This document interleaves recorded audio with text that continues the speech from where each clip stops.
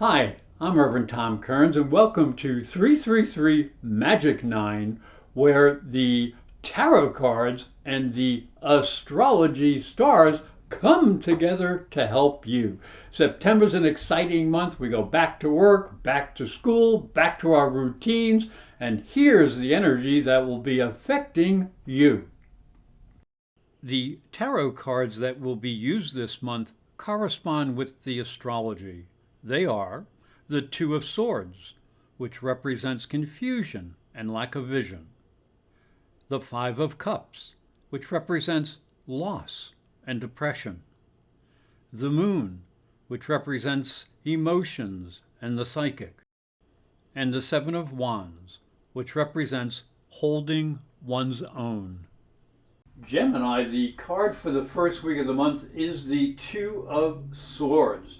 Now, it shows a blindfolded woman holding two swords that are pointing in almost opposite directions, and above her is the moon floating in the air. Now, it suggests there may be some confusion in the air due to a lack of clarity. You're not seeing things. So it's important to take a moment to look clearly at your present situation to gain a better understanding so you can restore your balance. Then you can move ahead.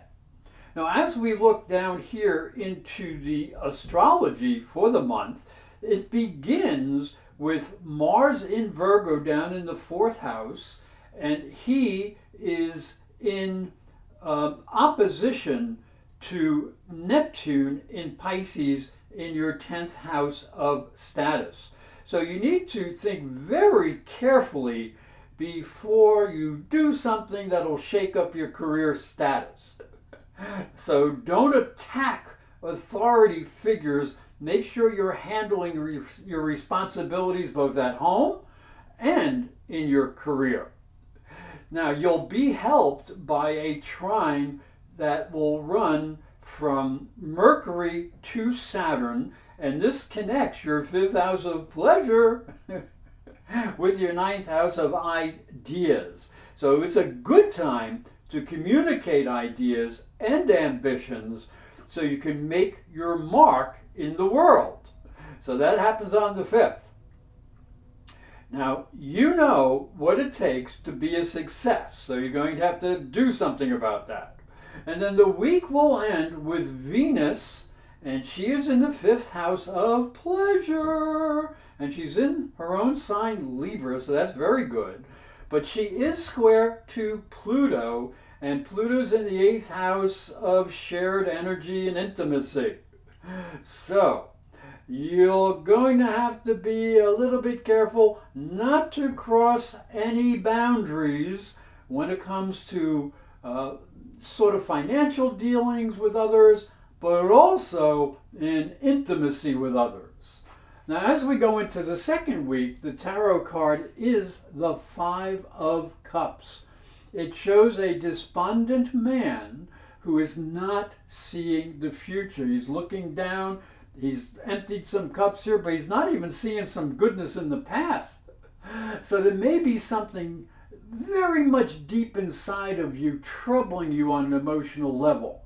You may be feeling a loss or some type of personal disappointment.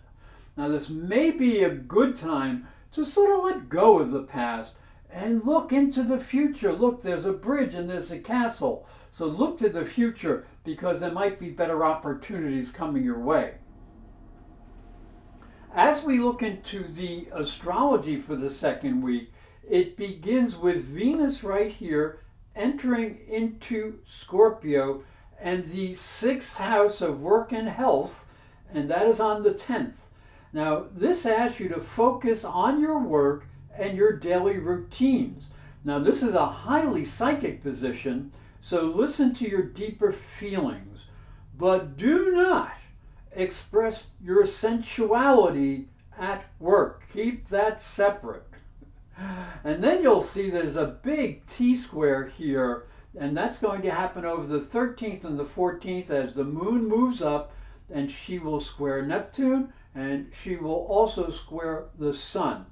Now, this can bring some confusion, that can affect both the home area of your chart, so your foundations, your emotions, and your career.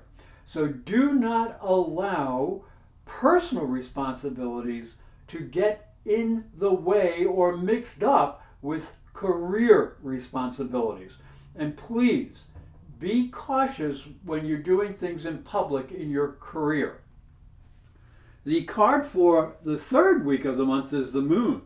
And you can see that the moon is shining in the sky, but there is a dog and a wolf, and they're sort of howling at the moon, and there's a crayfish that's exiting the waters. So this suggests that there's a lot of psychic and emotional energy affecting you on a deep subconscious level. So you need to deepen yourself and listen to the messages that are coming to you. They may bring you some good insights into your future. Now, as we move down here into the third week, astrologically, it's started with a disruption by a Venus Saturn square. And this is going to challenge you. See, Venus is squared to Saturn, to be careful with any type of work information, especially when you're dealing with people you really don't know. You may find yourself that you have to dealing with people that actually have very different values than you do. And then there's a full moon. You see the moon moves here and opposes the sun on the 20th. And that suggests you spend some time recharging your career ambitions. So you have to put some new goals into action, but do not be swayed by emotional fears, because the moon up here is near Neptune. So keep them quiet. Listen closely, because Mercury will be squaring Pluto on the 22nd. And this can expose some information that can help you when you're dealing in intimate issues or financial issues. But remember with this combination to keep your secrets secret. As we go into the last week, the tarot card for the fourth week of the month is the Seven of Wands. Now this card shows a man holding his own against opposing forces because he is standing on the high ground. This suggests there's a lot of energy around you. Some is combative, some is disruptive, and some is just simple competition. But you can hold your own against the forces around you. However, you should try to maintain your sense of truth and justice and what you believe in. Now, as we move into the astrology for the fourth week, it features Venus in your sixth house, and this is the house of work and health routines, in opposition to Uranus in the 12th house, and this is the house of limitation. So keep quiet about your hidden plans. This is the house of hidden things. Make sure you can trust people before you confide in them. And you know that by experience. We will have a little help here because Mars is going to be trine Saturn on the 25th. Now that can help you both in creative projects that have future potential and maybe some romantic stuff too. But don't take action yet, since Mercury will go retrograde right here in the purple on the 27th in the 5th house of romance and creativity. So you may have to make some revisions in your pet projects or your romantic plans. And the 30th will bring a square between Venus and Jupiter. And this can bring a little bit too much overconfidence. So be a little bit careful with that. Don't be too pushy, because both of these planets really do like to enjoy themselves. Hi, I'm Reverend Tom Kearns, and this is my story. If you are a spiritual seeker, it may help you on your journey. I believe your spiritual development is as important as your religion. If you look at Christianity, it focuses on the life of Jesus. But Jesus was never a Christian. He was Jewish.